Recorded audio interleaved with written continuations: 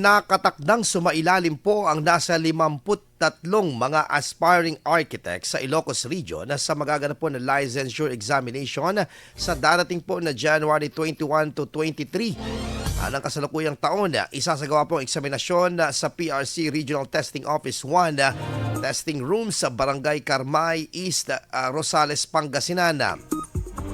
Nagpala na po ang PRC Region 1 na dalhin ng mga kukuha po ng pagsusulit ang kanilang Notice of Admission, number 2 pencil, black ballpen, long brown envelope at long transparent plastic envelope.